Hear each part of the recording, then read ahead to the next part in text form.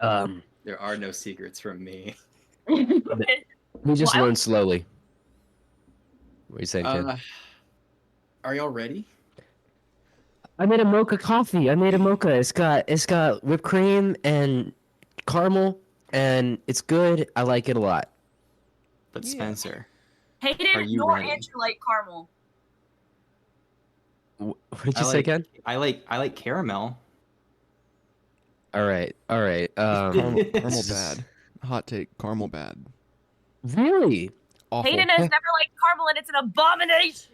Awful. Really? I like caramel. What about it displeases you, my good sir? A lot of times it's the unnecessary like thick texture that it adds to things. Okay. But taste-wise, it's like a weird type of sweet. Me Like personally, the best type I of like sweet. things unnecessarily thick. It's Heard, Andrew. Heard. it's a type of Take sweet that out of that's, like, context. Somebody take that out of context. It's a type of sweet that's like between chocolate and fruity, and I don't like that. Got it. You know what? Everyone's allowed to have their own opinion, even when it's wrong. Everyone's allowed to have their own opinion. Agreed. I'm ready to start. Let's play D&D. Andrew, how are we doing the order for fun facts? Kennedy told me she had one already pre-prepared, which is I think the first time that's ever happened. So, for any of us. So if she wants to go first, give y'all time some prep. Yes, I want to go first. All right, hit us with your creme brulee fact. Okay, so last week we were talking about, or like whenever we last recorded, we were talking about how Krem's family has this special type of poison, Yes. right? That runs in the organization that she works with. Well, Cleave. the cleave, yes, we love the cleave.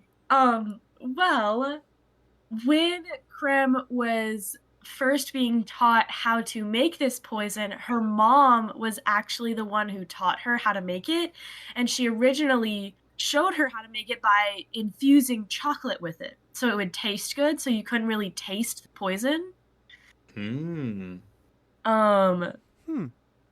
But what's funny about this is now Krem's one of her favorite things to eat dessert-wise is that chocolate because it reminds her of making those chocolates with her mom.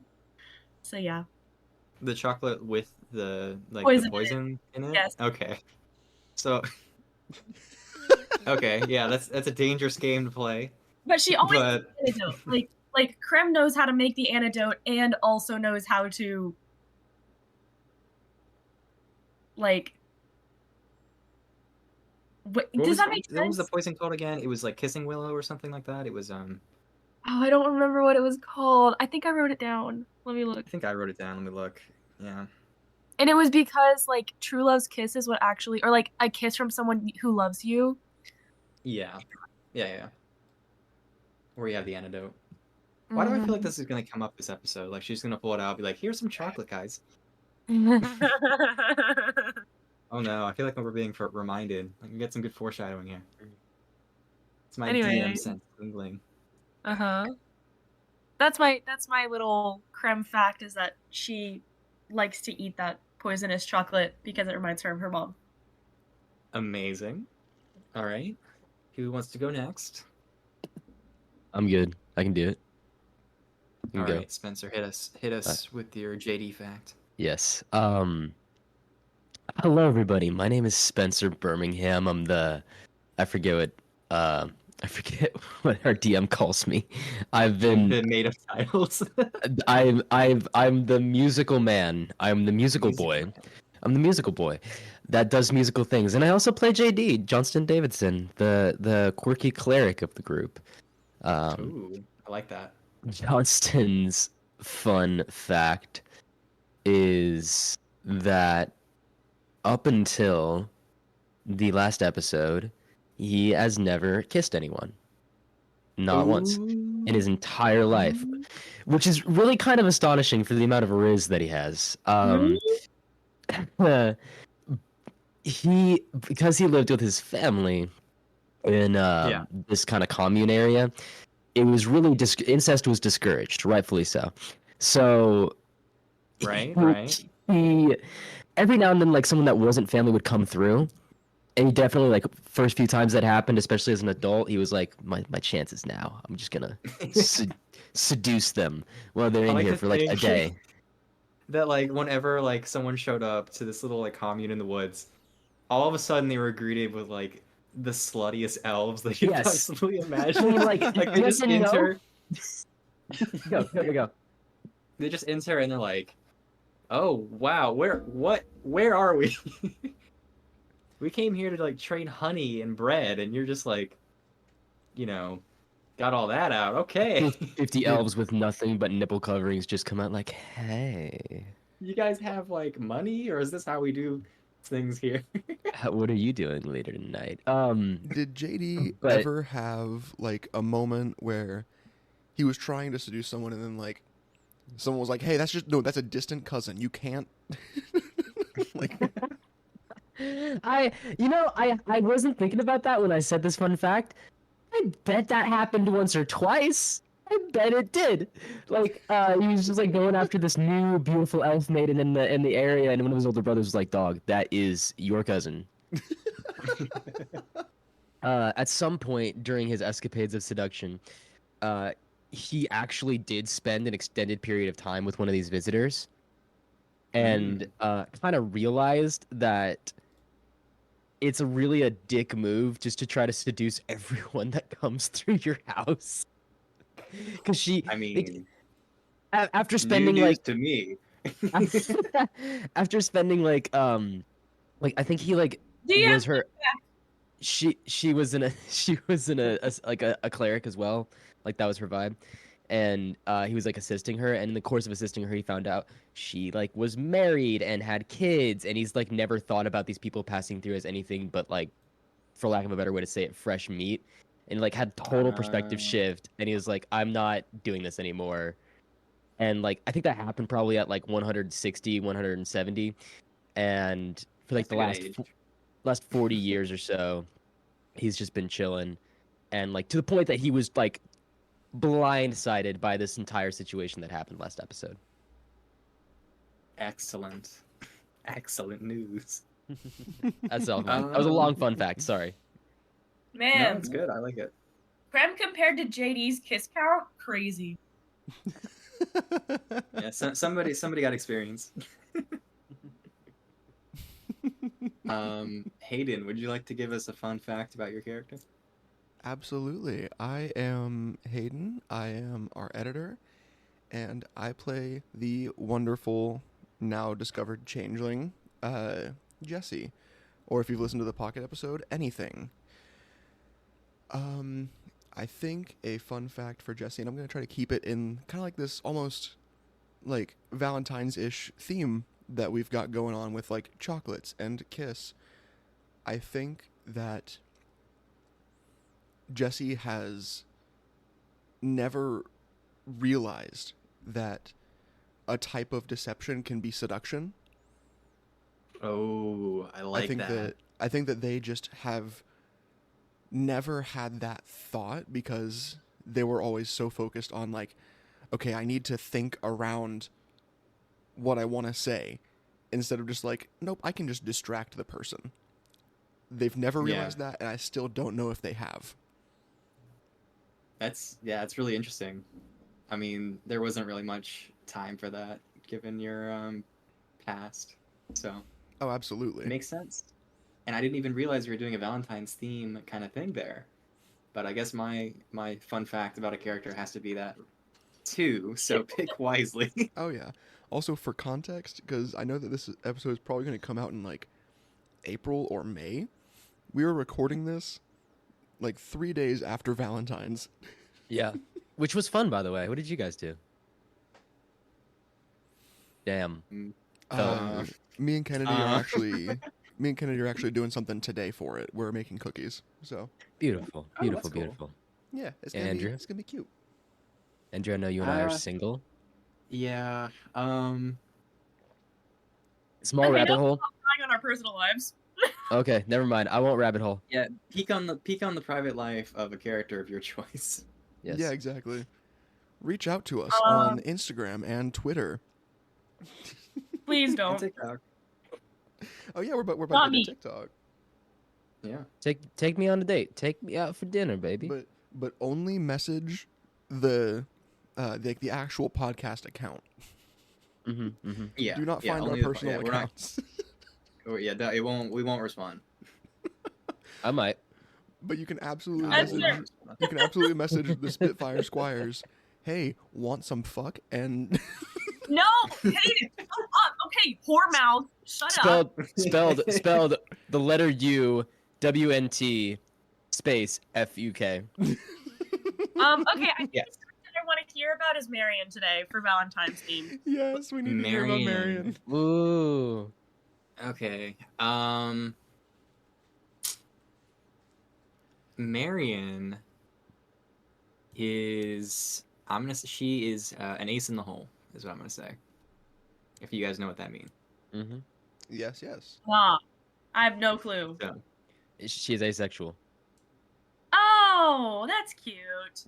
yeah, that's her Valentine's Day fact. She just kind of enjoys people's presences, and she doesn't really She a go for romantic? any of that naughty shenanigans like you guys do. Is she a romantic?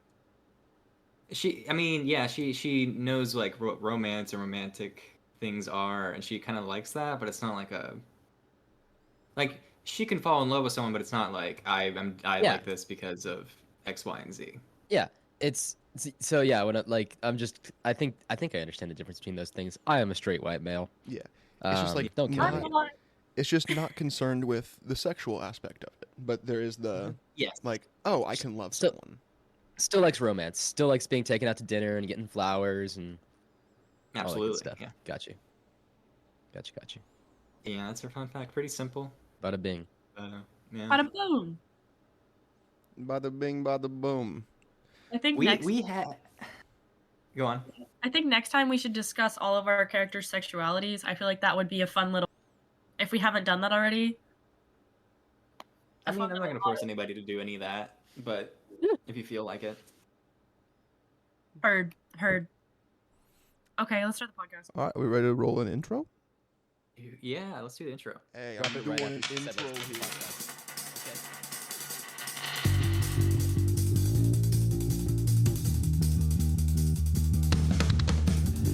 Just your average kind of scholars in a world of mystery and sacred altars. Together we will make it through. Together we will find the truth. Class is in session and with zero direction, we're gonna pass the test. Draconic aggression and ghostly possession. College really is the best. The odds are stacked against us, and our GPAs should not be discussed. I promise I will educate until I graduate.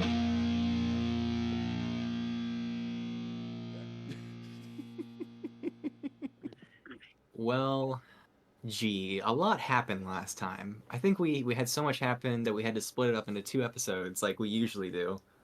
But does anybody want to kind of like guess or like kind of tell me what they remember happening so I can kind of fill in the gaps accordingly?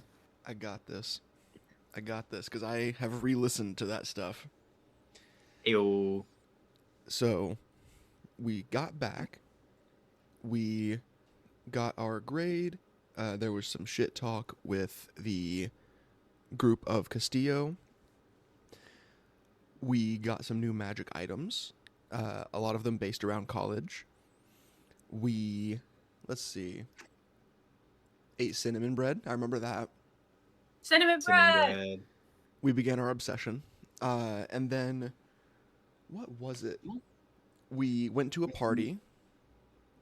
Party. JD got put into 7 Minutes in Heaven via Truth or Dare. Also revealed that he had a crush on both Marion and Silran. He got thrown in with Silran, because apparently that was the point of the party. Meanwhile, Krem discovered that Jesse is a changeling. And then during Through their mushrooms. conversation, yes, through doing hallucinogenic mushrooms, then Yeah. during their hallway conversation about it, Jesse went back into the party. Krem saw a figure in the distance and went after it. Discovered that there was a golem of some sort, or like a shield warden, something, Yeah. going into the principal's office. While she was fighting that with the help of Patel, who joined in via psychic link, Jesse and JD did their truth or dare stuff. Jesse and Marion went on a walk after she could see through the closet that 7 Minutes in Heaven was happening in. And Jesse revealed to her that he's a changeling. Then we all got the alert to go help Krem. We got caught by school, like, security. And I think that we're on the way to somewhere. I dropped a link in the chat again, I think, recently today. Nope. But I'll drop the link in for the map if we want to be on there just for the time being. But yeah, that's pretty much a good summary of what happened. Yeah. If I forgot anything, then it'll come up later, I'm sure. Yeah. I do think that what was I saying? I do think that JD was leading the guards away from the golem, because like the golem was still something that I thought we were chasing. Like, he Yeah, wasn't Krem gone was yet. following. So Like, Krem was following, JD's doing distractions. So what happened was the golem robot guardian thing had been stepping into the ethereal plane to kind of bypass barriers and restrictions and whatnot. And as y'all were fighting it, you failed to stop it from yet again stepping into the ethereal plane, and it walked out of the archive, past all the guards, through the cave, and through the door, the big gates that basically episode 1 was built around. And it stepped through it, and you were unable to get past it, and you don't know where it went. So in order to open the gate or some other way, you'd have to figure out how to get through the gate in order to continue your pursuit. You guys used, I think it was Castio's voice as a distraction to lead the guards out into the hallway to figure out what was going on. And then you were told that you needed to get sent to basically Professor Mollywog's office for a talking to. So yeah, do y'all have a link for the little map? Wait. We're already getting sent to Professor Mollywog's office? I thought we were like saving Castio. Yeah, y'all were brought out into the cave to kind of look around for Castio, and that's kind of where we left off. Okay. Is there... Can we kind of, like, see through the thing that, like, down the hallway that goes to, like, the portals and stuff? Yeah, y'all have run out past the little waiting area for the principal's office. You're down in the cave where you fought the Oni. And Krem is basically against the door. I don't know if she's slamming her fist in rage against it or trying to figure out a way through it, because the Guardian stepped through it. And you are still on this plane, so you're kind of restricted to this plane's rules. And is there like a gap in that door that like I can see through to the other side of it? Make a perception check. Let's make a little perception check. -1. I almost forgot this rule. I mean, this game has rules like rolling dice. That's a 7. 7. This door is shut and sealed very tightly. They want to keep any sort of creature from getting in, anything like a slime that could slip through underneath the crack, or like some sort of gaseous creature slipping through. It is a very well-maintained gate. Understood. I'm gonna psychically tell everyone, do you want me to chase after this thing? Or do we want to leave it be and tell whoever we need to tell? Krem, I desperately want you to chase after that thing. I just don't want to go alone. I don't know what position we're in. It doesn't seem to want to attack you. It just seems to want to get away. Just if you can follow it at a safe distance until we can catch up. This psychic link thing goes for miles. As long as you're not miles away, we're good. If you start to be miles away, stop. Okay. Then, okay, I know from past experience that there's a lever in this little control room that opens that door, right? Yes, there are 2 levers that you figured out have to be switched simultaneously in order to open the gate, in order to get through. On the map, you can see that there are like a bunch of guards in this room, and their security is much beefier since the last incident happened. So you'd have to make a series of good stealth checks, or kill some people, or something. Mm. Can I cast thaumaturgy again? Yeah, sure. You So- have to make a sleight of hand check to see if you can get away without like them noticing it's you. Does it If need to it be has sleight? like, Does it need to be sleight of Does hand? I think it does. I think that's one of the rules. Okay. All right. It's like nice. somatic and like vocal for thaumaturgy, isn't it? Thaumaturgy is 1 action. You manifest a minor wonder. It doesn't say anything about vocal, but like whatever, DM rules. Okay. Here we go. This is the sound of my voice shaking as I throw my dice.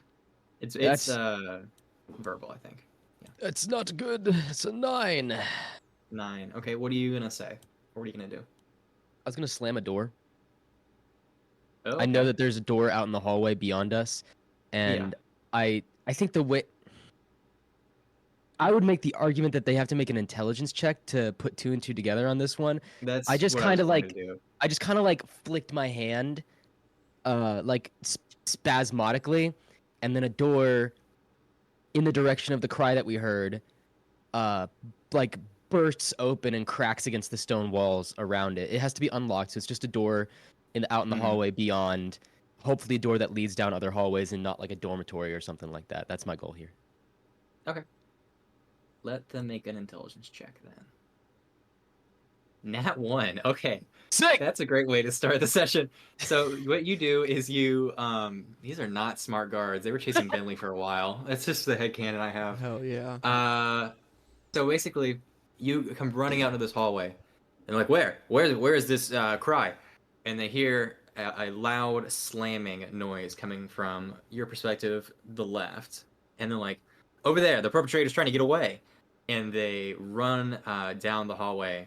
I'm going to even say they don't have the intelligence to remember to take y'all if you wanted to try and like do something else. They'll just be like, stay here. We're going to follow that. Yep, we're staying And here. they're going to kind of go down this hallway.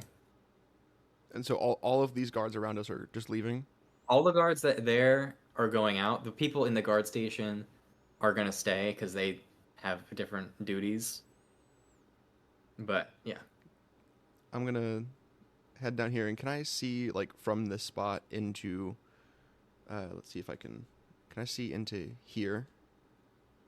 You have been in there before, so just kind of using your previous memory. You couldn't see it from that angle, especially considering the door is closed there. Like, I didn't know if there were like But- bars on the doors or something like that. Yeah, on the outside here there are bars on the outside wall that kind of like peek in if you wanted to talk to a guard inside. But when you look in, there's like a metal door that kind of blocks you from seeing further in. But you know from experience that past that there is a little station for putting on gear. Past that is a room with a lever in it, and then off to the right is a break room along with another lever. I'm going to say in the psychic connection, Krim, if you can handle one of these levers like last time, I can get the other, I think. I'm gonna say back, counter offer.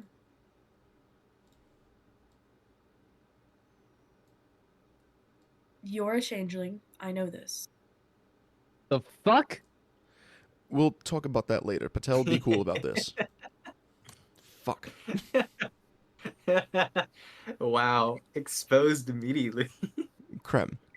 Why don't you turn into someone important? and convince the guards to open the gate. Okay. I'm gonna step away from the bar. I'm gonna like walk towards over here. Is there a guard inside looking at me? Yeah, yeah. At this point, yeah. I'm just gonna step out of view from him. Like, can I like walk just back over here? I guess. And You're gonna walk away, kind of hide yourself, and then yeah, I'm gonna walk change. towards the principal's office actually, and then Okay.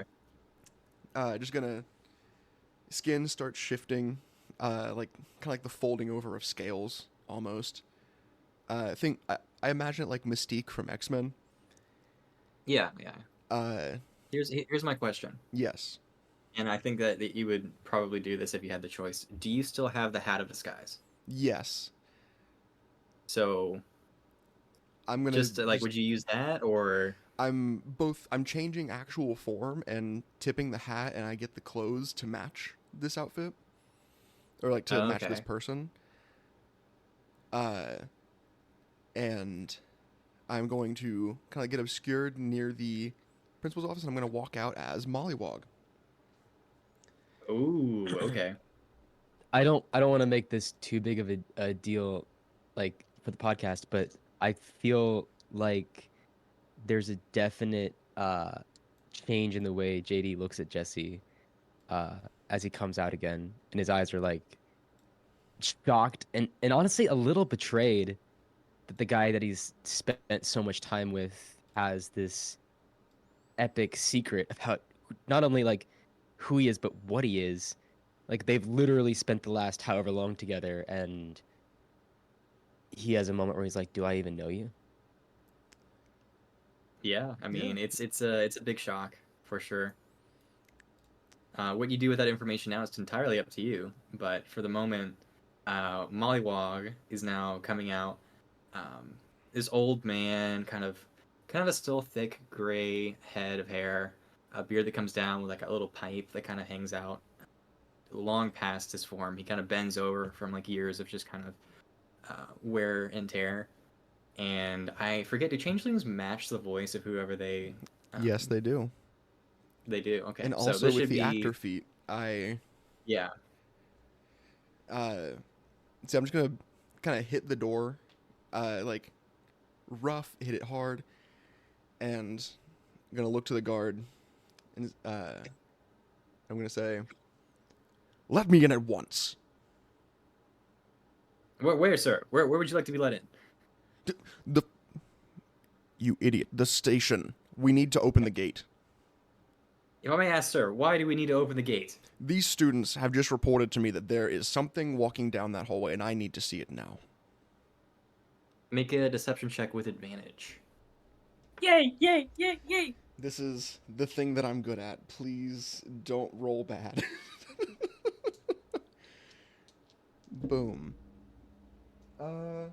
Dirty 20. Dirty 20. Yeah, I'm not even gonna have him roll an intelligence check for that. They go, yes, Professor Wallywog, we will get right on that. And he turns around, he opens the door, and he runs in.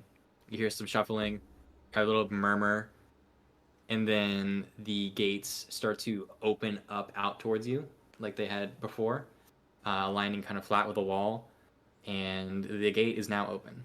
As soon as the door is open enough for Krem's body to fit through it, she is sprinting. Okay, can you make a perception check for me? Yeah. While she's making that perception check, I'm going to look to the other thing. I'm going to say, "Come, students. Let's investigate this thing you think you saw." JD like brushes past Jesse on their way out, and he says, "We'll talk more about this later, but don't ever put yourself at risk like that again. Just use the hat." I understand. Okay. I got an 18 plus 3, 18 plus 3. so 21. So you immediately know that something isn't right here because you still have the effect of these mushrooms. I'm going to say they are going to wear off soon-ish. Yeah. You're not exactly sure when because you only took half of a mushroom. Yeah. So you kind of look down the hallway, and you can't tell if the mushroom effect is worn off or not, but you cannot see this thing anywhere. Fuck. It's like it disappeared entirely. Can Marion see it? She'll run up and she'll give a perception check. Why not? What are y'all doing with the... They have Stop. laser pointers on the map, and they're just kind of looking around. I'm drawing Yeah. a dick on the map with my laser Yeah. pointer.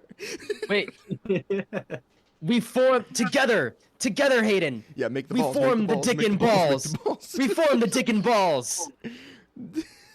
Go, Power Rate. Anyway, okay. guys, You guys, gave us a toy.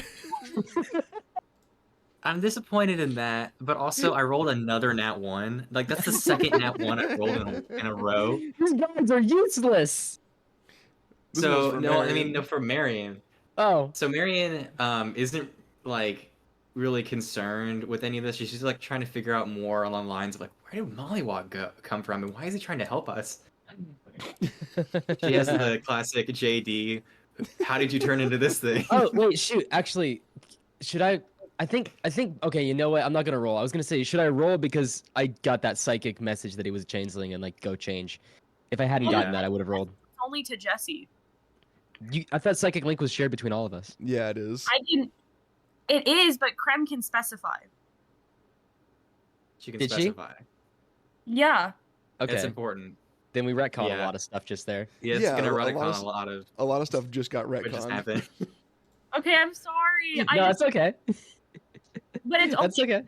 it's Krem's psychic link, Yeah, so yeah. he can specify. I thought it was just like a radio frequency and everyone's on the same channel, but it's not that. No, it's not. Yeah, Okay. that's a-okay. That just means we have to kind of like go back and think. Okay, so you know what? No, Yeah, okay, I no. Can we play out the scene? Does JD? No, Make an intelligence check for me. We can just cut everything that just happened and redo it. No, No, okay. we're going with here's, this. here's what I think happens. I got a I think- 19. I think that when Jesse tries to like kind of open the door to go into the waiting room to shift, it's locked, and so he just turns to like look at like the friends right here and just does the shift like that. Without the hat, Yes, like just does like the skin shift, does and then the puts on the hat.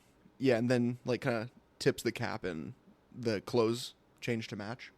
I like the idea of you like, and you can totally correct and change this, but I like the idea of you like, you know that thing where like you can put your hand in front of your face and like smile or frown and like you change your facial expression totally. I like the idea of you doing Ooh. that with the big hat, and like as you bring it up your chest, we see your scales shifting, which we know can't happen until you put the hat on, and then your face is mollywogs, and then you put the hat on and the clothes jump out. Absolutely, yes. And yeah, Jesse's just gonna kind of look to you, JD. I'm sorry you were the last to find out. It was not discovered by my want, but we'll talk about this. And then I think the scene just yeah. continues as it was. Yeah, everything else plays out normally. I don't think he would change much. Okay. Wonderful. Krem is still sprinting. Okay, so you sprint down the hall, and I'm just gonna ask, how far do you want to sprint?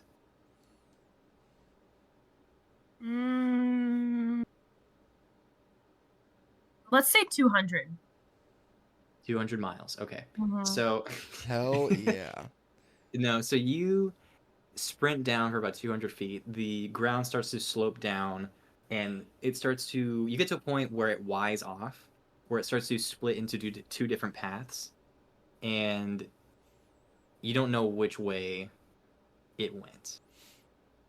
If you'd like to make an investigation check, you can. Yeah, Or I'll if you'd like to head investigate. back to the group, you can. I can investigate. I'm good Okay. at that. I just don't like that I can't see where this fucker is anymore. Okay, so I rolled a 10, but I have +8 to investigation, so an 18. Shit. Okay. You don't see any sign that it went either direction. So it either hasn't gotten down this far yet, or it has some very, very good way of hiding its tracks.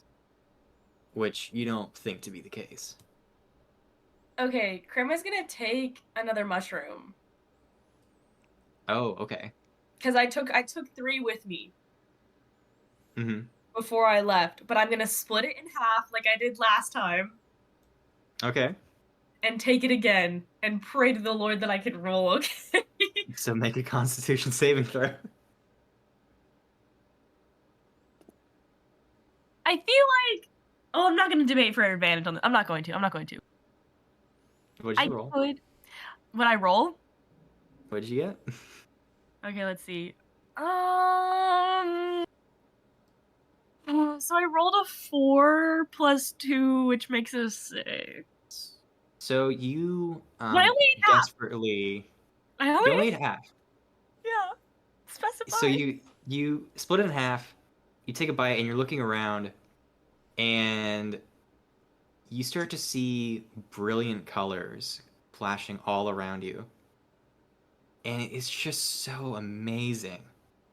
You should just stay here and look a while.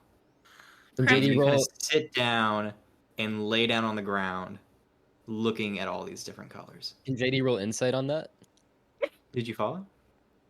I think I'm following now that the guards are gone and Mollywogs let us in. Okay, so yeah, you guys continue down. I'm gonna say But that I you don't find her there. I sprinted 200 feet. Yeah, she got ahead of y'all. It's only a for matter sure. of time, really. Yeah, But I would depict how they find me once they find me. Okay, go absolutely. Go ahead. Yeah.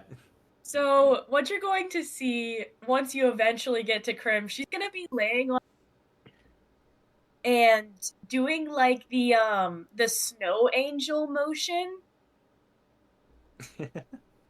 But when you come up to her, she's just like, obviously her eyes are gonna be very dilated. Like much more dilated than they were the first time you saw her. And you're gonna see the half of the mushroom that I didn't eat on the floor. And she's just gonna be making snow angels, like staring at the ceiling with her mouth wide open, as if she's like eating whatever snow and or colorful thing is falling to the ground that she seems to be in. Yeah, that's how you find Krim. So Can JD make a medicine check and kind of like use his plant knowledge? Like I am like if this works, I want to do a cool scene. If it doesn't, JD just like absolutely, yeah, make a medicine panics. check for me. Okay, ready? I rolled on D&D Beyond. I didn't mean to do that. That's a 16, which isn't bad, and a 12 in real life. So let's take the 12 because that was real. That's what I did. So you kind of immediately tell what happened. You don't know how it happens or like the cure for it, but you know what happened. Okay. All right. Patel Can I comes just- over. Vision? Like what she's Sorry? seeing? Sure, why not? Because we are psychically connected, so I feel like at this point in time, like she wouldn't be able to differentiate what she's sending and what she's not sending. Oh, and they can't turn. Can they turn off from their end or no? No. It's just like it's a connection that I send that they have access Actually, to. is this concentration? Oh yeah, it is. I would say It this is. breaks concentration. Okay, chill. Okay, then never mind. I don't have to.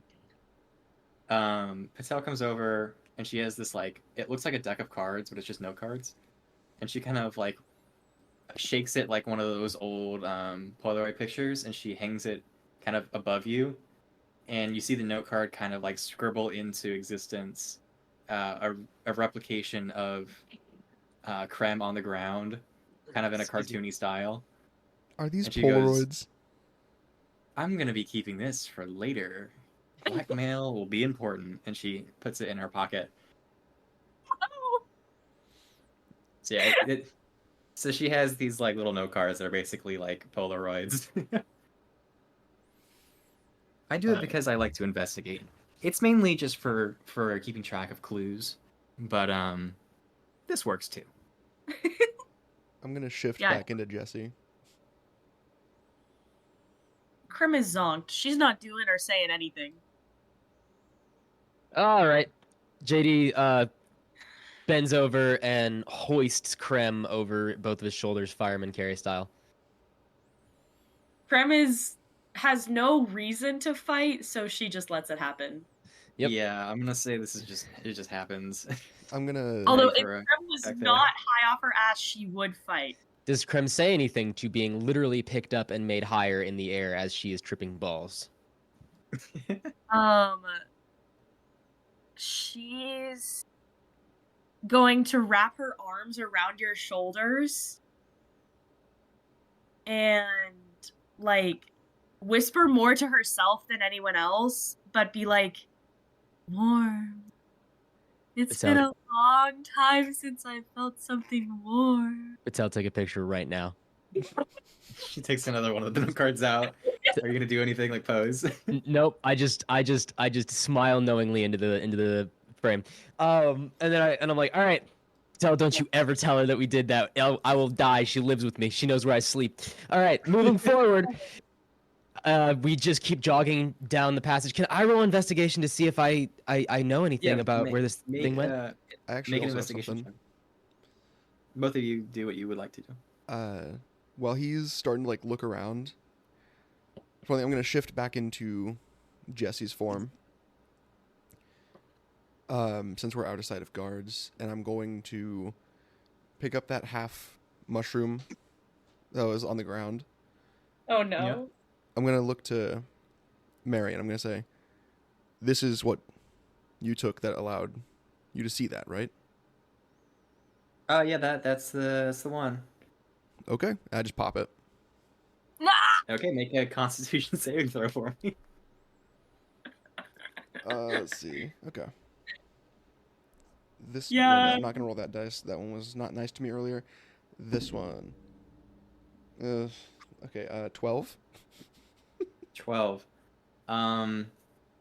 So, what did you get last time, Crap? I got a 6, but when Yeah. I successfully passed it, I got a dirty 20. Yeah, so I'm just gonna go ahead and tell you for a full mushroom I had it as a DC of 20. And then the half mushroom I was just gonna say like 10. So I'm gonna say that you passed this. Okay. Now, So what's I half see mushroom anything? do? Yeah. You look around you and it's beautiful. It's like spectral fish and creatures beyond your understanding kind of mixing about in the space.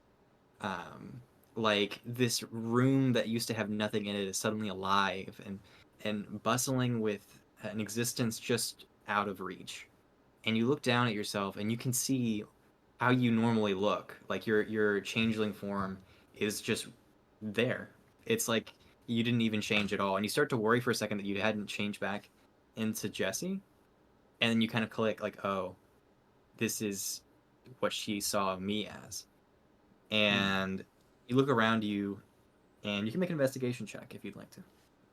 Sweet. As I'm starting to look around, I was like, kind of try to shake it off, like after seeing myself. Mhm. Roll. This one's hopefully going to be nice to me. Okay. 18. 18. You, yet again, don't see anything with any clues like tracks or any scuff marks of recent activity going down either of these tunnels. So, wherever that thing went, it didn't come down this way. Pretty fish. My investigation check was dog water. Can I suggest Hayden, or I guess I can't suggest in game, but I think you should like check the ceiling and the floor because it doesn't look like he went forward anywhere. Yeah. Is there like some kind of offshoot that, as we were walking down, that we just didn't go down? If you like to go back and look, I can say you can roll another investigation check. Yeah. I'll backtrack and try to. I'll also do that. That's better. I mean, I got 10. a 16. I got a 16. You got a 10? Yeah, I got a 10. Okay. So you backtrack, and you don't... Actually, hold on. Let me think about this for a second. Let me look at something. One moment, please. I love that Krim is enabled right now.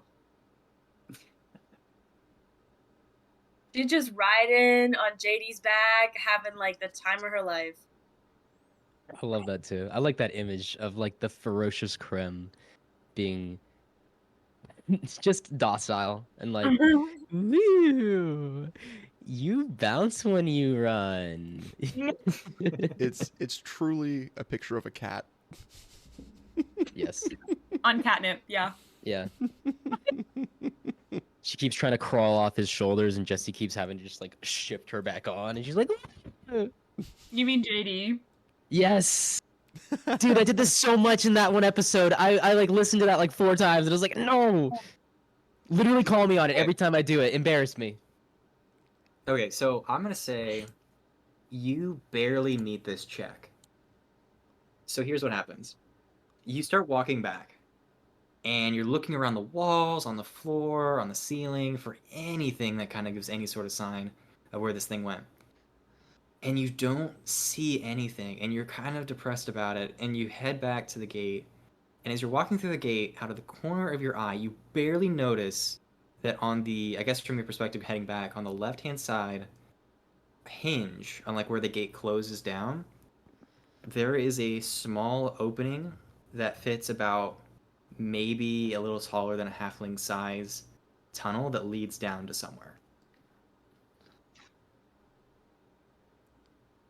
I noticed this, or JD notices this? You notice this. JD looks over in the same spot and doesn't see anything. JD sees like a There's- wall. Why did you stop? Yes. There's a small tunnel here. Can I? I'm gonna just try to get in it. Okay. So you step through, and it kind of shimmers as you pass through it. And it's just a long, small tunnel that leads to who knows where. It's very dark. There's no lighting or anything. It is very winding, and you can continue further or go back. Can I see the tunnel? You can't. You just saw him disappear into a wall. I'm gonna Okay. I'm gonna reach a hand out. Of Take the a tunnel? pull. Through the back of the wall. Yeah, like out back towards them. Yeah, you see a hand just kind of come out through a wall, like it's just been there the whole time, like it's been fused with it. I grab it. Gonna just gently pull forward. So you pull him in, and you have to duck your head, like you have to crouch. It's a very tight squeeze. Does as Krim you- hit her head? Yeah, absolutely. Yeah. No, I'm careful with her. I'm careful with her. Actually, do I need to roll something to see if I'm careful with you her? would not fit with her. You carrying her. That's how tight this is. Can I switch her to my arms? Like I'm saying, you'd have to basically, you'd have to fold yourself down, like basically all the way down to like your waist in order to do it. And I think that'd be really hard. Like Okay. this is a one creature space, and you're trying to take 2 creatures through it. Got you. Okay, here's what I'm gonna do. I'm gonna set her as I realize how big this is. I'm gonna let go of Jesse's hand and sling Krem off my shoulders and lay her gently against the side of the cave wall with her back like resting against it. And I look at her and I say, "Stay put. I'm gonna be right back." I'm gonna say out through the thing to Marion and Patel. I'm gonna say, "You all can join us if you wish. There's a tunnel through here that we're looking." Hey Jesse, can you leave? This is like right by the guard station. So like if you go to the map now, let's just say Patel is right here, kind of leaning up against the gate. JD, you're like here, and Jesse, you are like about there. Hey Jesse, And can you Marion. leave Bimley with Krem so that we can just kind of keep an eye on her? Oh, I have an idea. Don't worry. Okay. I'm gonna put Bimley outside the cave, and he's gonna try to crawl underneath Krem. And essentially just be like almost like a gurney, like a stretcher, and walk Yeah, her okay. through the tunnel with us. Now, does Krem have a bad trip as a dog-sized beetle picks her up while she's tripping balls? It wouldn't be the beetle that makes her scared. It would be the light. He's Yeah, crawling underneath your back. That doesn't matter. She can still see how bright it is. She's glowing. Make a You're wisdom saving throw glowing. for me. Why not? Me? Yeah. Okay. I don't know what I want from this check, so... But Krem's wisdom is +0, so... You know what? We'll do it on D&D Beyond. That's a 15. That does pretty good. 15. You passed the check. I was going to say, if you didn't pass it, you would be frightened of Bimley, and you would use all your movement speed to get away from Bimley. But Okay. you passed it. You know that this is okay. And you're going to have basically Bimley carry her on her back through the small tunnel. Yes. That way she can come with us. Okay. Marion is going to say, I'm going to stay here, kind of keep an eye on it. And if they close the door, make sure they don't, so that, like, you guys can come back, I get. Like, I don't know. Like, I'm afraid when this door closes, you're going to get stuck in there. Thank you. So, and then Patel is like, sorry, Krem, I'm going to go with them. And she kind of starts to crawl along with you two. Yeah, and so now So, we have... Krem, you're going to stay there for the time being, and you have Patel, and Marion's going to stay with you. Okay. Oh, okay, so Me Krem and is not Marion, coming on you Bimley. you passed the check. Yeah. So she's going to stay there. Krem's coming with you. Yeah. All four of you are going, except for Marion. He's going to stay and, like, watch over this area. Okay. Heard. Okay.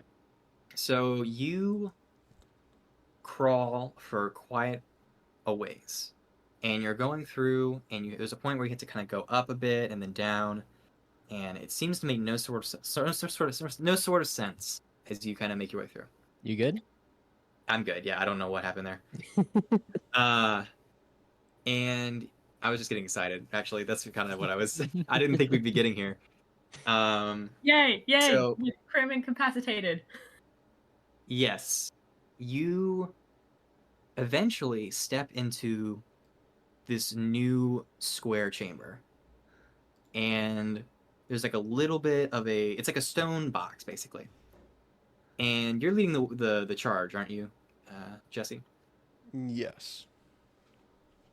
So I don't know how this is going to work for a changeling, because I don't think this is changelings don't really have like a magical ability when it comes to their shapeshifting. So I don't know No. how this is going to work, but you feel a sort of like energy start to try and change you out of your natural form as you step into this room, and all of your magical possessions start to just drop off your radar. Like if you were to have detect magic up, they start to kind of twinkle out from your sense. And as you step in, you realize that this entire room is filled with a sort of anti-magic presence to it. And you remember from last time, JD, that the medicine check you made on the guards showed that there was no magic on their chest wounds. And this is the same sort of feeling as you step into this room, and it's creepy in a sort of Indiana Jones like puzzle sort of way, because you feel like not hopeless, but like helpless without sort of a magical guidance to it, and like any sort of spell you could cast, you couldn't cast it in here. It kind of hits you. I think. And Oh, sorry. go on. Yeah. To just visually and canonically, I think two things happen. He has had 2 active spells going since that thing ran into this corridor, and like technically they were a minute long, but I'm gonna say they were still going anyway. And that was his spiritual weapon and his bestow curse on that creature, which that creature had to keep making wisdom saving throws at the start of each of its turns, and if it failed, it wasted its action that turn doing nothing. And he, just for the sake of he probably felt like that working a little bit right up until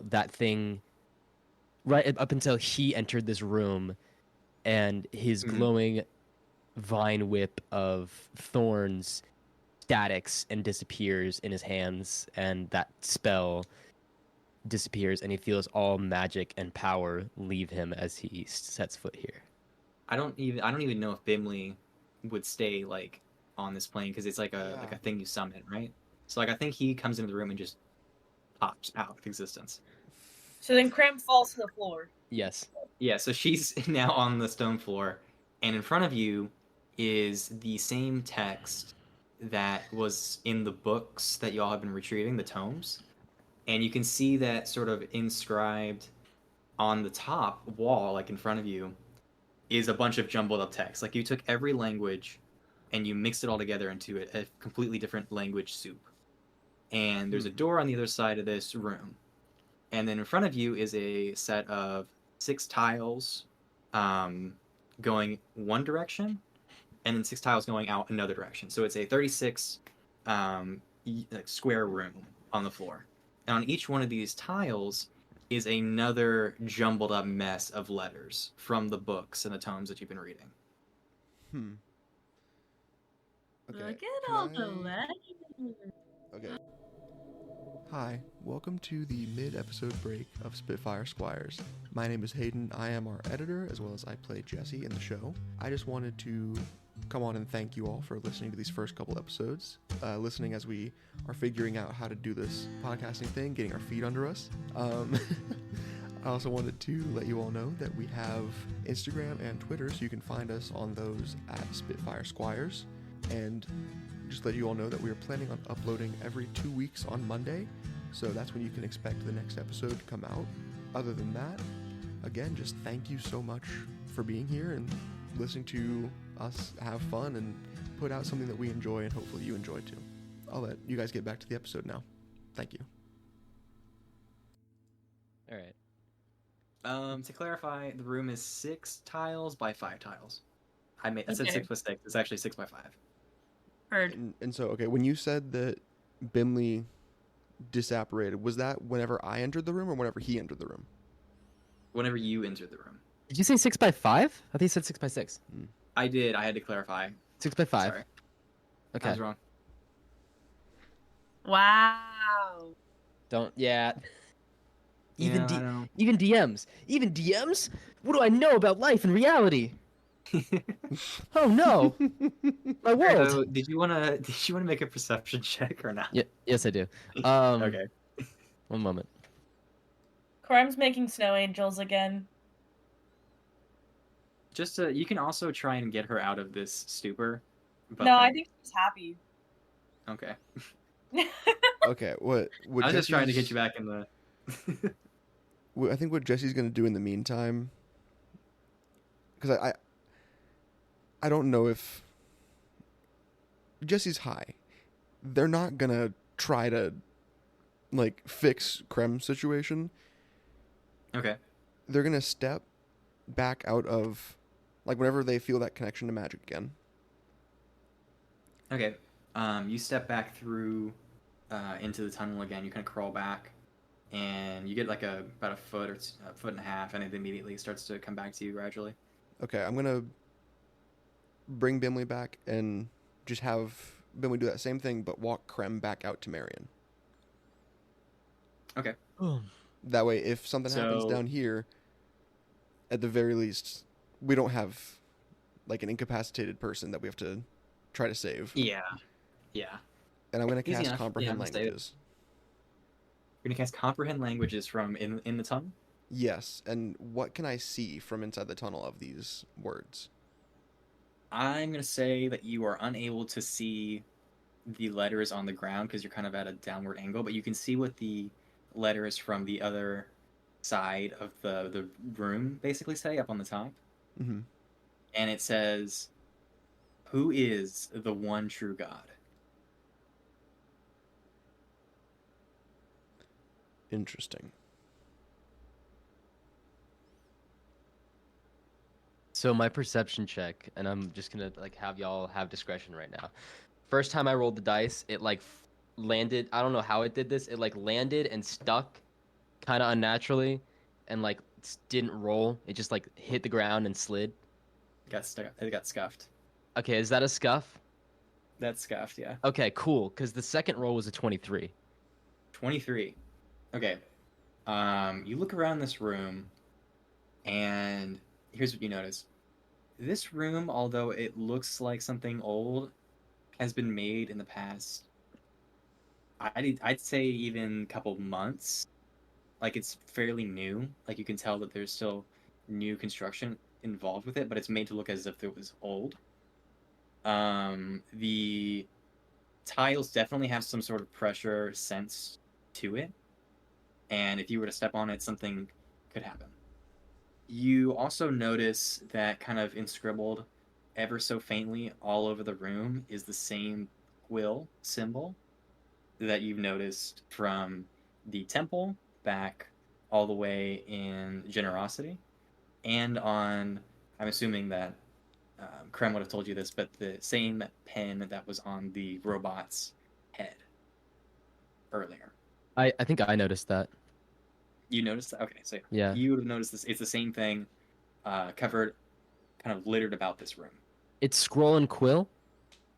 It's a quill, and there's kind of like a blank scroll beneath it, but it's mainly just seen with the quill itself. Okay, quill. Hang on. I'm making notes. Cool. Also, JD, whenever you like while you're kind of like looking around the room like this, you definitely hear Jesse reading out loud, "Who is the one true God?" Oh my god, because you read things out loud. That's Yep. when you're Yeah. Yeah. And that does make the hair stand up on JD's neck, because like that's very ominous. I don't know if I could. Can I roll like a religion check on that? Yeah, so make a religion check for me. Yeah, can I also join in on that? Yeah, sure. Just like because Okay, I'm reading it. Scuffed. Double scuffed. How do I keep scuffed? It keeps landing on my keyboard. Stop landing on my keyboard. I got a Did on my 7. keyboard 3 times. 7. 6. No. 6. Y'all have no idea. God This bless. is like, for there to be a true god, like it kind of puts down a bunch of other gods in the pantheon. Like to say that there is only one is blasphemous in a very weird sense. Like it's not something you say. So to have that question asked is, in fact, it's very creepy and ominous. Yeah. Hmm. All right. JD. Is there a rock on the ground? No, actually, there's not. It's a very There's clean no kept rocks in room. here. There's no It's- rocks in yeah, here. it's no. Okay. Can I just retcon that I've got something small I can throw out that's not very important? Look in your character sheet and tell me what you I can don't. sacrifice. You know what I have? I have a glaive. I'm throwing the glaive A that I glaive. took from the Okay. Oni. Where are you throwing throwing that. it? Just sliding it across the tiles effectively if I can. Okay. In So a you- straight line from the. It's 6 by 5. Is the 5 horizontal or vertical to me? It's vertical from you, so it's 5 out, 6 across. Okay, I'm throwing it down third from the left, and trying to slide it across all 5 tiles. Okay, make let's just say a strength check to see if you can get it all the way across.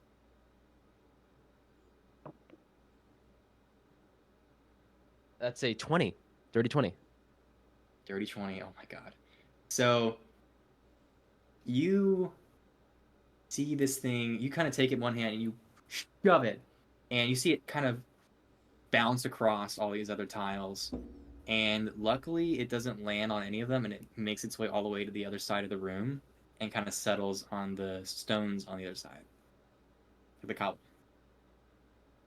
Nothing So happens. there's a glaive over there now. Yeah, it did Yeah. land on a tile. Okay. I am now taking my dagger and throwing it on the tile directly in front of me. I'm gonna say that again, 3 from the left.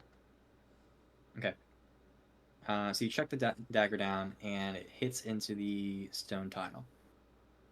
And you see the rune-like language stuff kind of light up, and then sink down, and you hear like a bubbling noise coming out from within the slits within the tiles. Can I roll insight or investigation to know what that is? It's probably lava. Make a, Sounds like make a lava. perception check. Oh, hell yeah. That's a 24. The room starts to get brighter as lava indeed is starting to rise out from within these cracks in between the tiles.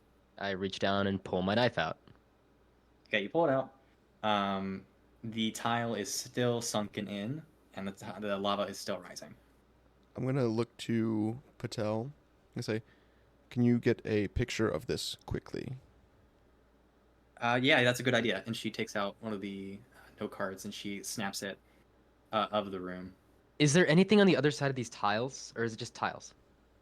It's tiles and then like a flat space where you could stand, and then the door opens. It's a pretty simple room. The door then- to another area that we haven't been yet, or the door to where we came in? A door to another area that is shut. Okay. Is that lava still rising? Yeah. Oh yeah, it's rising by the second. Y'all don't have much time.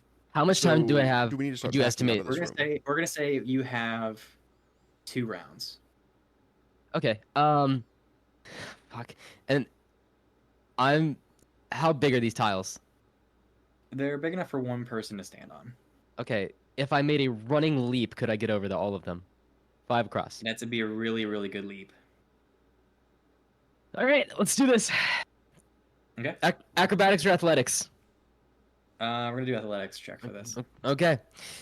JD backs up and starts sprinting toward the first tile and makes a leap with a small prayer to his god. Okay. It's Roll scuffed. roll Roll a what? roll a d6 for me. Roll a Are you gonna go on the D6? one that actually roll a d because there's not a d5. You already hit one of the tiles. We're gonna say a d6, and if it lands on, you said the third one over. That's the one that I put the knife in. Yeah.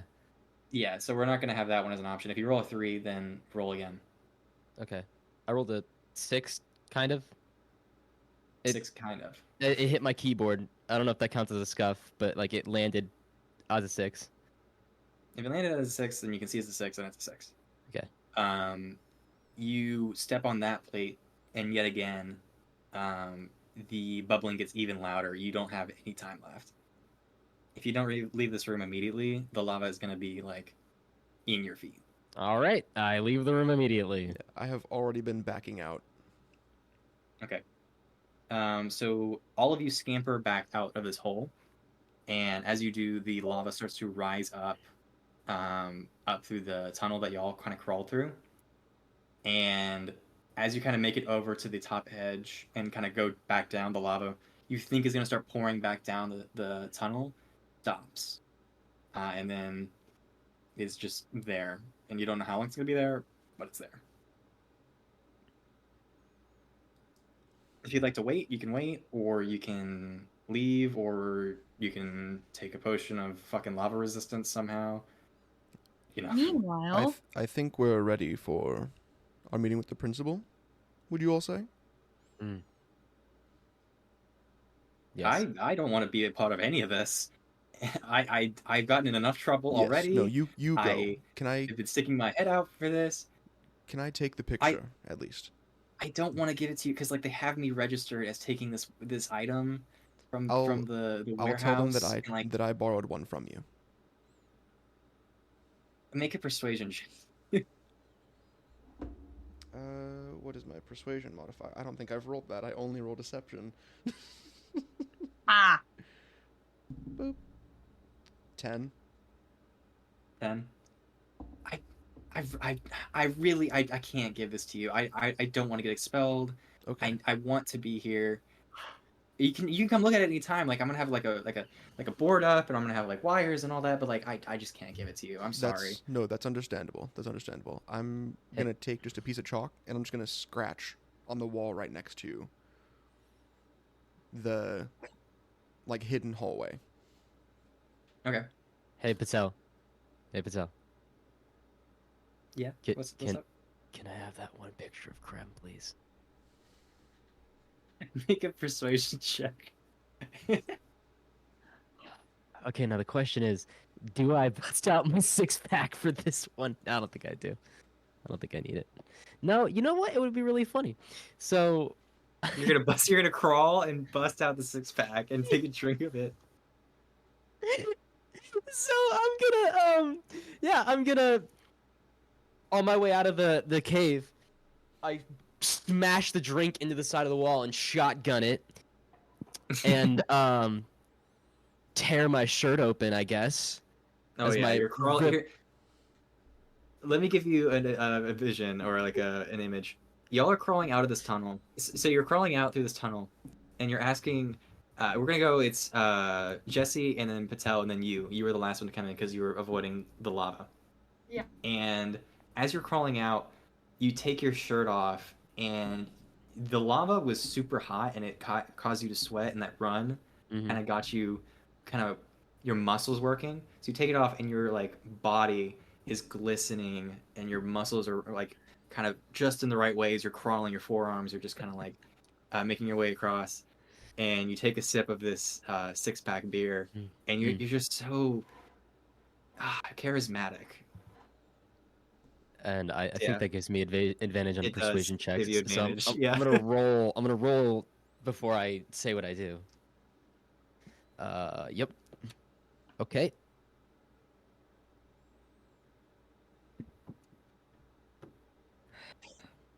You know, I don't get it. What did you...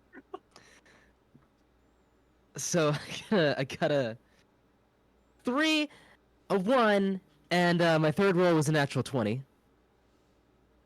Oh, but the natural 20 didn't count because you Nope, it didn't. wanted- Did not. No.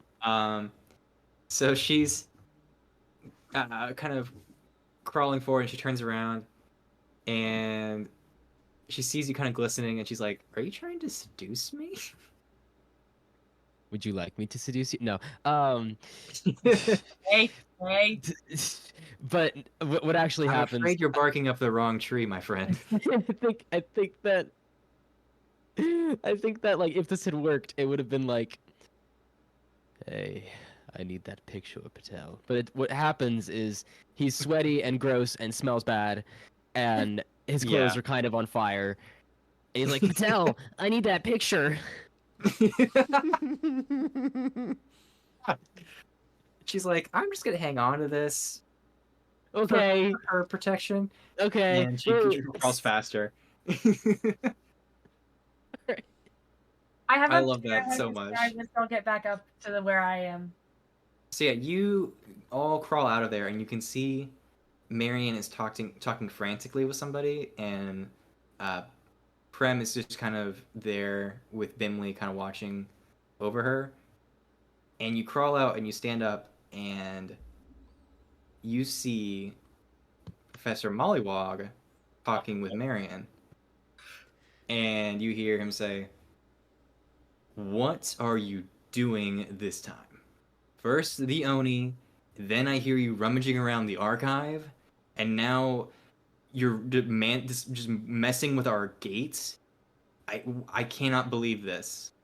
And he is just very angry. Can I real quick do like a little thing for Bimley? Yeah. Because you said that Bimley was standing over Krem, kind of like watching over her. Mm-hmm. Bimley is now like sitting on Krem's chest, like Elytra, like the front like hard wings up, like in like attack stance. like I love it. like Bimley is in defense mode right now. I still have advantage on all of my charisma checks for the next hour. for the next hour. Yeah. So, wait, who is talking to us again? It's Mollywog. Mollywog. I'm gonna crawl out. Oh, I'm just gonna say, Professor Mollywog, thank the gods you're here. I am so frustrated right now. You better tell me what you're doing before I expel you immediately. Yes, of course. So, our friend Krem here, she... Hi. Yes, yes. She was able to detect a sort of golem or mechanical being. If you go through this way, I don't go through there right now. There's lava, but will you allow me to just take your hand and show you something?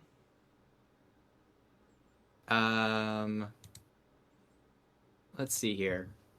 We're gonna do one thing first before we do to that, just to see how this action that's gonna happen might affect this roll. So we're gonna find out. Oh, we're finding out. We're not fucking around. No, we're finding out. We're finding out before we fuck around. Yeah. This is antithetical. Yeah. So basically, I'm gonna tell you what's gonna happen. Patel's gonna try and sneak away from this, and depending on how well she rolls, it could affect whether or not he decides to listen to you. Yeah, no, she's fine. She rolled an 18. So you, Whoa. out of the corner of your eye, she rolled it like about 27. Yeah, that's really impressive.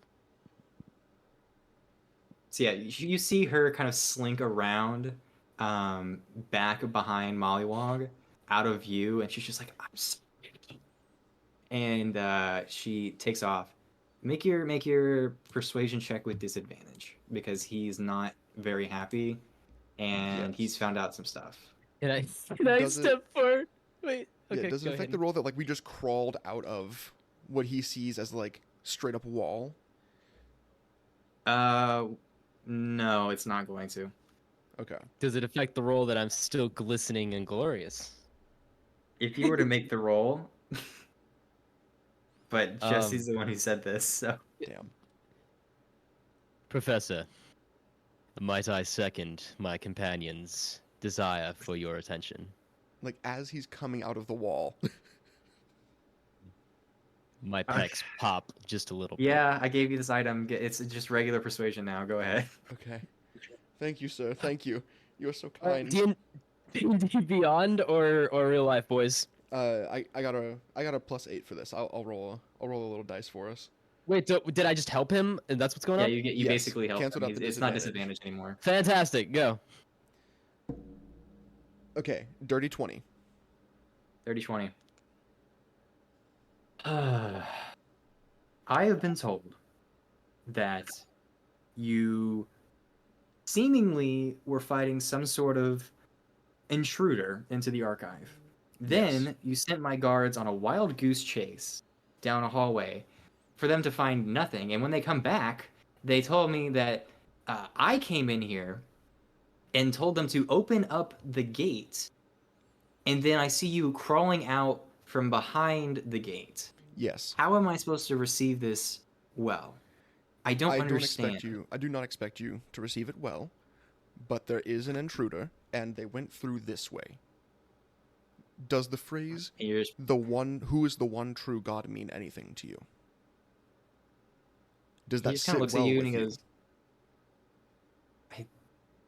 I don't know what you're saying. I don't know what you're talking about. Nothing your group does or says makes any sort of sense, and I can't seem to put it together.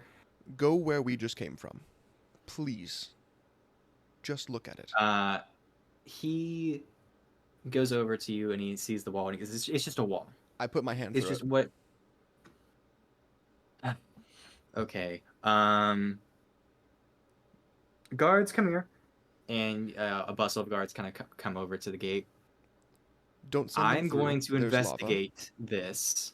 Make sure that these 4 people don't get away. And he leans down and he starts to crawl through the tunnel. I'm gonna shoot finger guns at the guards. They just kind of look at you. And would you like to make a charisma check? Yeah, I'd love to. Make a charisma check. I'm just chilling.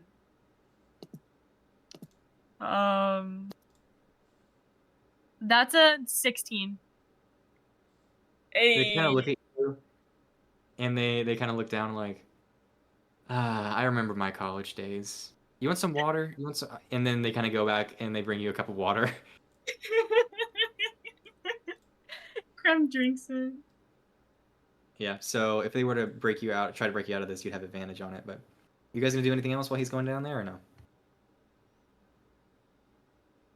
Well, we get into a lot of shit, don't we? Are we still telepathic? No, we're not. Krem's No, 'cause fucking I'm high. Krem's tripping. Yeah, I think I'm just like, you know what? I'm gonna roll for hand motions again. For I like think- thaumaturgy? Or because you have like a certain like Because I have the monkey sign language thing that I do. Yes. All right, what am I rolling? Sleight of hand. Sleight of hand. Here we go. That's +0. Straight up and down. That's a natural 20. Absolutely. There we go. And you totally charismatically with your abs say what you need to say. I speak. My abs ripple and form pictures on my stomach. That's another effect of the six pack. It does say that I spontaneously acquire a tank top. Maybe the tank top is like Oh yeah.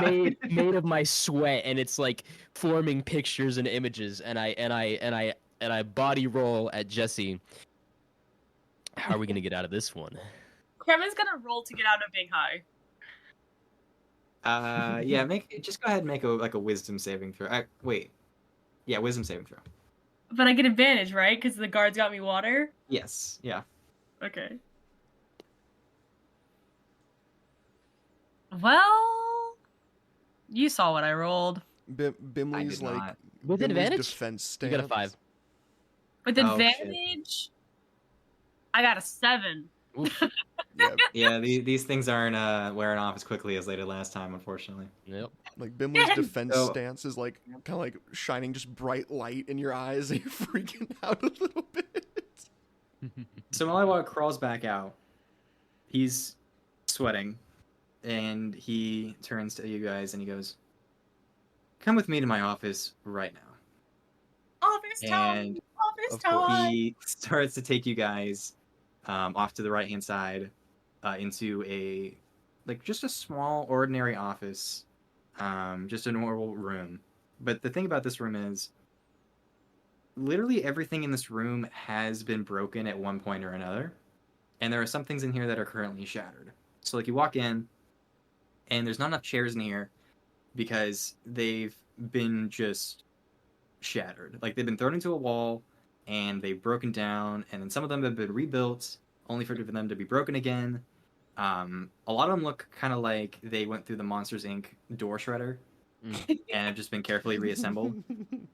And there's like on his desk there are marks from where someone slammed down their fist, just like from time, not even strength, just time of him doing it over and over again. And he brings you into your room and he goes, "Guards, leave." And they walk out, and Ginky steps out from basically the shadows in this room.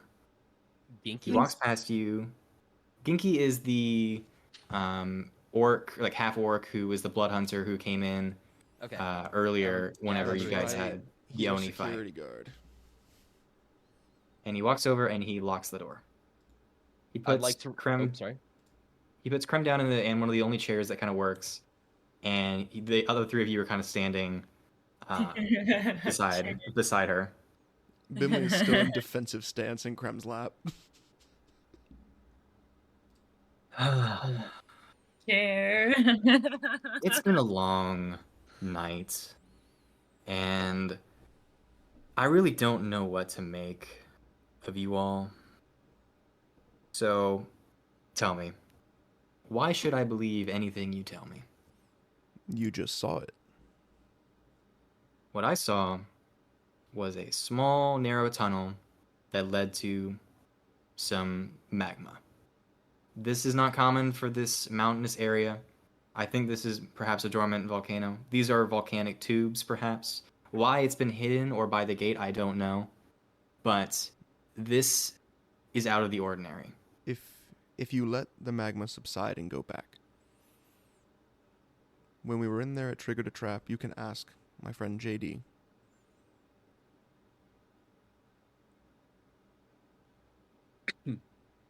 Yes, Professor. I was down in the tunnel, and I saw this intricate puzzle, a 5x6 set of squares, and I accidentally triggered it. But luckily, my quick thinking and extreme fear of being burned alive let me escape with my skin intact, but not my shirt.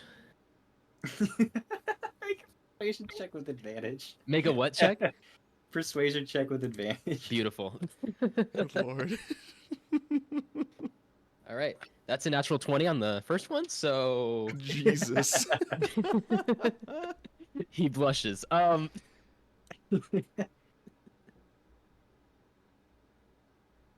You gonna roll again for another nat 20? I mean, I got like a 9, but whatever, right? Oh, okay. You got another nat 20, yeah. He kind of looks at Genki, and Genki looks at him, and he goes, "Okay, I think it's about time that we corroborate our stories here. I think that something unusual is happening here, and I'm have more than enough evidence, I think, at this point to determine that you guys are just trying to help us out. Fine. So, let's talk this out. You say that there was an intruder. Tell me about them." Can Krem roll to not be high? Nope, you rolled earlier, unfortunately. This is too quick to this. Better idea. Can Krem explain what happened well high? Mm. You can sure as hell try. Okay, so okay. Okay. Sure. Believe me when I tell you. I was partying and I ate a mushroom. Mushroom didn't taste very good, but I had a mushroom.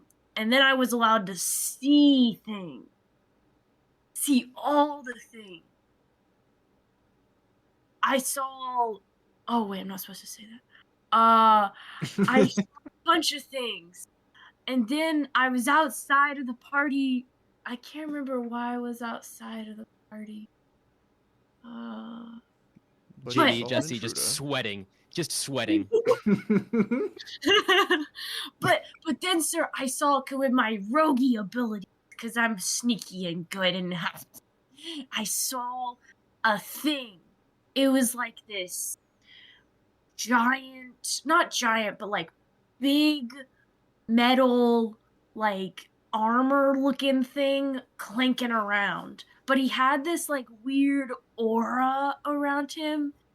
So I saw something from the corner of my eye, my roguish eye, you know, because I'm really good at what I do.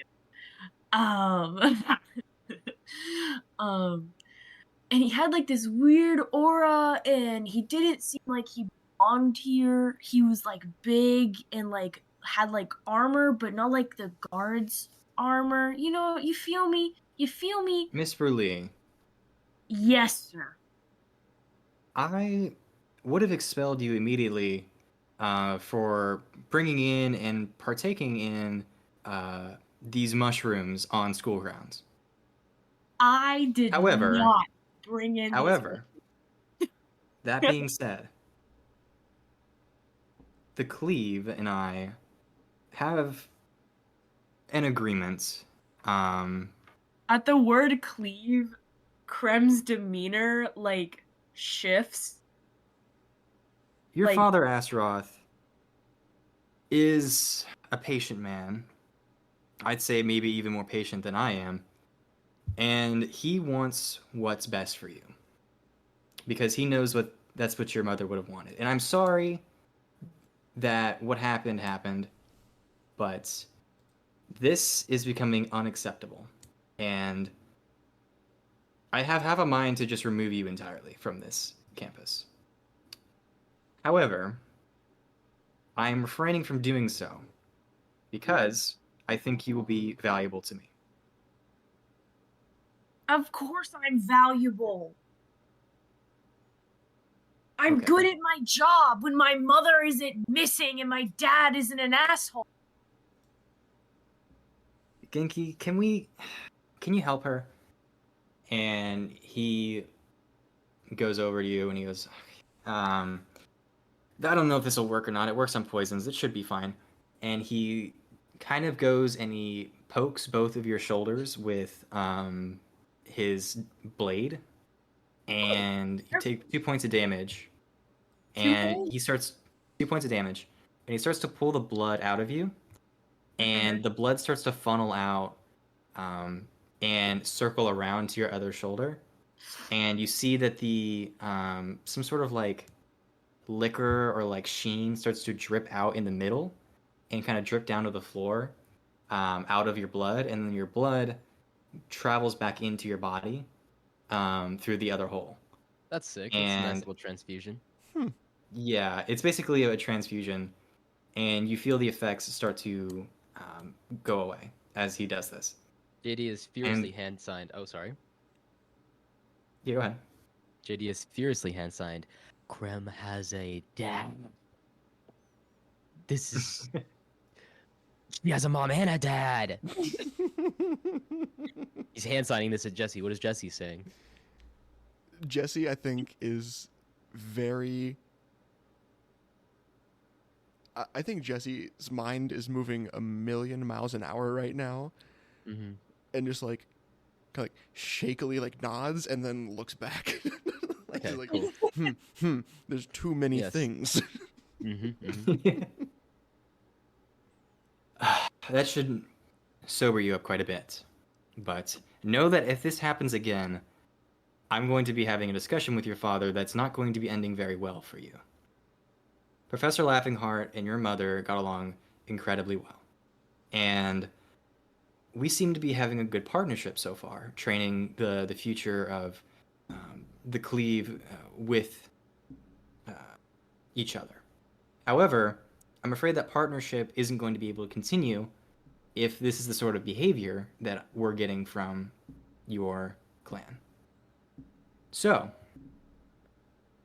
anything useful you can provide me other than it's a big, scary metal suit of armor? Any sort of distinctive details? Did it say anything to you? What was it doing there? I need to know. I'm sorry. Man. Oh, sorry. Go for it. The suit of armor looked to be like a shield goblin of some sort. He did not say or address us in any way. I believe it to be a he, but I do not know as of right now. He went in to Professor Laughingheart's office at the top of the large bookcase, and He has the master key card. That is not good news. Yes, because we didn't know how he got through. Genki kind of steps up and goes, that explains what happened to it. Okay. I had Professor Laughingheart's hat and possessions. It was going through it. And then just a couple hours ago, it disappeared. And I think now that you're telling me this, he took the hat that must have had the card inside of it. Yes, sir. So, we believe that this incident must have been partaken by at least 2 individuals, because the gate was opened by this group, and we know that the levers have to be pulled simultaneously. So, the gate was either opened by the guards, who didn't seem to have any sort of recollection about the incident prior to being killed. They were caught off guard, so they had no choice to pull down the levers. So there must have been 2 individuals pulling the lever. If this automaton warforged creature thing is working with whoever did this, they could have easily been able to perform this action. So that explains one sort of mystery that's been going on here. Why they were entering the office, I don't know. Did you see them have anything? Was there anything at all? Mr. DM, my memory is foggy. I do not remember. I believe that Okay. JD saw something. JD takes a piece of paper silently from his desk, the principal's desk, and is slowly inscribing the symbol he saw burned into this golem's armor and in the fuzzy side of the country. And he says to the principal, he says, flips the paper around and says, "This is my only lead. Do you recognize the symbol?" Ginky, we need to get on this. And he takes the piece of paper from you. And he goes, we'll check the library for anything that we can find. I saw that. This is good work. I saw that on the golem. I saw that on our last exam in the city full of fluff with one of the tomes. The tome, I don't know how, I think this creature is connected to something that can write tomes or is connected to tomes. The room that we were in, filled with lava, had writing very similar to the tomes, garbled language that we couldn't understand. It's like written very similarly to the tome we experienced with Yidril. And this symbol keeps cropping up where there are tomes involved. Interesting. I don't know the connection between these two things, but once we learn more, I'm sure we can. And regarding tomes, you also saw that the tome of greater planar binding was what the robot was leaving with as well. Oh, wow, Okay. okay. Yeah, So if that's you want to tell him that, you can. he left with a tome, but I We didn't do tell remember. him that. Yeah, we'll tell him that. Tome of greater planar binding. I believe I've heard of that before. It's one of the ones that Professor Laughingheart was working on prior to her disappearance. She was in charge of deciphering these tomes and making them accessible to us to teach. She's one of the only people who had the knowledge and experience capable of deciphering these books. So it's a great loss to us emotionally, but also just physically speaking. We've had little understanding of these tomes since her absence. I also think that whoever did this probably is keeping her alive, maybe for this exact reason, and they need her for that. I don't know. This is merely a guess. I don't know. That book, I believe, was used in chaining down portals or gates or openings into different areas for longer periods of time and keeping them there. I don't know what that person would need with it, but that is unsettling, to say the least. And he takes one of his many pens and he breaks it and then throws it into a wall and it just embeds into the wall. Sir, I don't mean to interrupt you and your pen breakingness. But the golem itself seemed to seamlessly transition from our plane to the ethereal plane with no problem. Like, he didn't seem to cast anything. He didn't seem to have an item on him that I recognize that caused him to be able to do this. But he was coming in and out of both planes, whatever plane he was from, without problem. Make an intelligence check for me. Yeah, fuck yeah. I love intelligence checks. That's a 17. Okay. You realize now that with these like ethereal like powers that sort of you notice they kind of came from his feet. You don't know like why or what could have caused it, but you know it kind of came from where you tangled him up initially with the lasso. You realize that with this he could have gone in and just stepped through the guard station and caught them off guard, and that's probably how that happened. And make an Arcana check as well.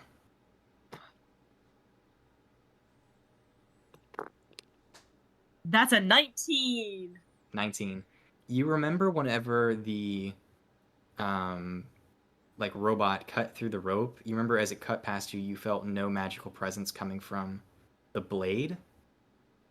And you surmise with also JD's discovery that maybe that blade is what killed these guards. Sir, now So, that I'm like, thinking about it more clearly and regaining consciousness because I had partaken in that substance for a minute or quite a while. But now that I'm coming back to consciousness and thinking through the situation more effectively, when I remember battling with the creature, his weapon that he used to fight us gave away no magical energy, which might be the reason why the guards show no magical damage, but also the shoes that he was might have been some sort of magical plane walking ability that gave him the ability to walk in and out of planes seamlessly, becoming invisible in a sense to our plane if he shifted into another plane, but still making physical effects on our plane. So I don't That know. is frightening.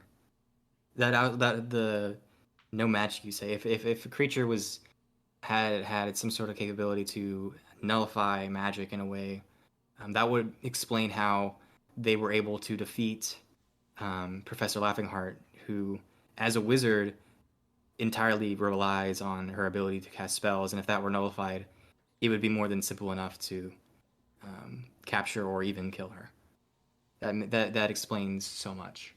Yes, That sir. was one of the big pieces how someone as powerful as her could have been taken. Okay. And Well, you enter that chamber at the bottom that my colleagues were discussing earlier. I was extremely incapacitated when I entered, but I did notice when entering that chamber that there was no magical effects that would like be permitted past entering the chamber. I was writing on a bug or on a thing named Bimley that is Jesse's familiar, I believe. And as soon as I entered into the chamber, Bimley disappeared as if like his magical presence was not allowed to enter.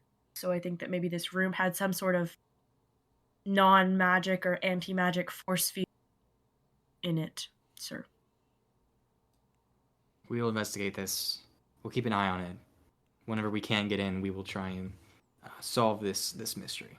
Also, just for your information, there is a conglomerate of many languages written on all surfaces in the room. And the one phrase that I was able to pick up from outside with translation was, "Who is the one true God?" So this is what you meant when you asked me earlier. Yes. I myself am not exactly knowledgeable on the pantheon of gods, but I'm sure with a little bit more research we could uncover whatever this cult-like language and meaning means. But for now, I am unsure. We'll have Ginky look into it, and Ginky writes this down. And you know that like the language written in the tomes is the same as the language written in the room, so whoever made that room can write this language, which is interesting. And Marianne just kind of sitting there like, wow, this is way over my head, I gotta say. What do you guys think? This is crazy. This is it's wild. I've had a crazy night, and she kind of looks over all of you, Is she stopping still on high? JD for a second. She's still high? No, No. she's worn off of it at this point. Okay. You're telling me. You are telling me.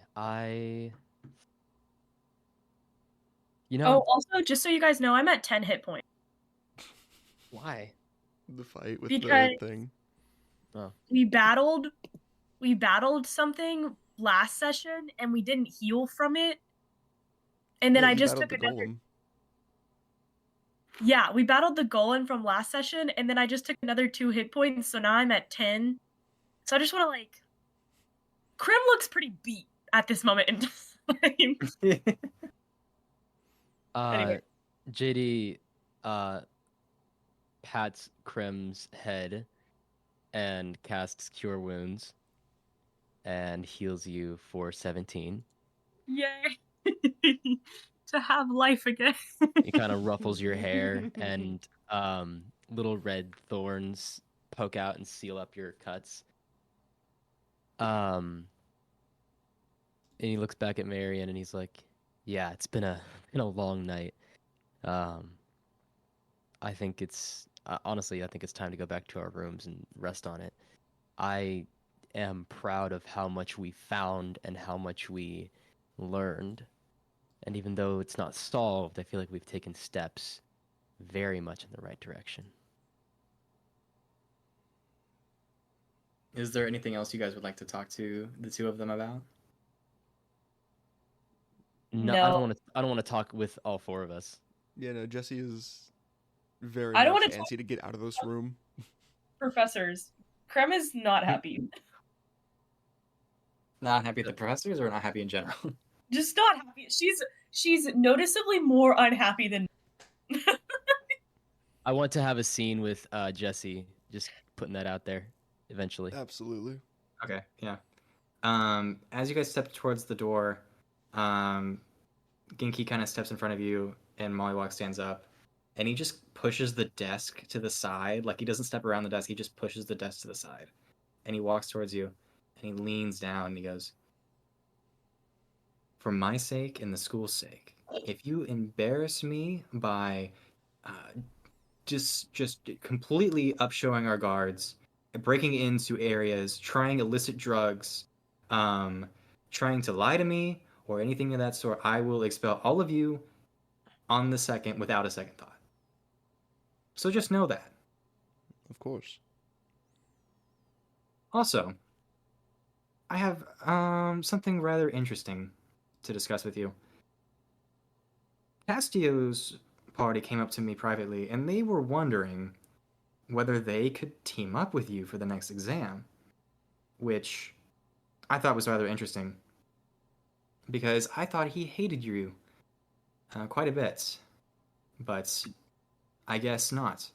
He brought up the fact that his party got the lowest grade on the last exam, and that he thought since your group got the highest grade, he could learn from you. So, Jesse is like open mouthed, like gasping, like Yes. Jesse has the biggest Oh. shit-eating grin. JD is actually audibly laughing, like he did not. He told you that. He came to you and asked you that, and you shared that information with me without charge. Oh, you tease! This is Christmas. I am going to give him so well, much JD, I don't know shit. what it is about you, but I feel inclined to tell you information right now. My face is just one of those faces. But I'm leaving that decision up to you, whether or not you would like to take the next exam with them. Absolutely. Yeah, totally. I'm all about elevating the status of my fellow classmates and their skills and expertise. Love doing that. The rest of you? I'll I'm open succeed to on the my idea. own, or I'll succeed with. Go ahead. Marion kind of looks at you, JD, and she goes, "If that'll make everybody happy, then yeah, I'm okay." JD is definitely. Is JD aware of this? He's got good insight and good perception. Yeah, he's pretty much he saw this. Cool. Cool. And He's not doing anything about that, but he sees it. Yeah. I'm just gonna put a hand on Marion's shoulder.